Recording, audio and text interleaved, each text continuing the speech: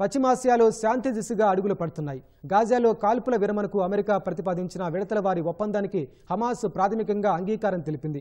Israel పూర్తిగా యుద్ధాన్ని ముగించాలని గతంలో విధించిన ముఖ్యమైన షరతును హమాస్ ఇప్పుడు వదులుకుంది. ఈ విషయాన్ని ఒక హమాస్ ప్రతినిధి, ఈజిప్ట్ అధికారి వెల్లడించారు. హమాస్ రాజీ పడడంతో గతేడాది నవంబర్ నుంచి జరుగుతున్న పోరాటానికి తొలి విరామం లభిస్తుందని భావిస్తున్నారు. అయితే ఈ ఒప్పందానికి ఎలాంటి గ్యారెంటీ ఉండదని అన్ని వర్గాలు చెబుతున్నాయి. అమెరికా ప్రతిపాదన ప్రకారం తొలుత 6 వారాలు పూర్తి స్థాయిలో కాల్పుల విరమణ ఉంటుంది.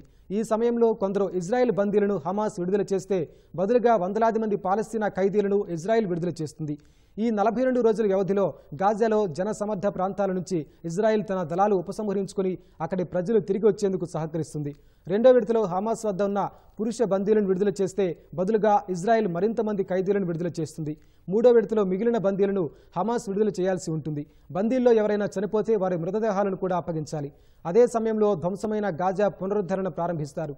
తాజాగా ఒప్పందానికి సుముఖత చూపిన హమాస్ ఈ ఒప్పందానికి లిఖితపూర్వక గ్యారెంటీ కావాలని హమాస్ కోరుతోంది.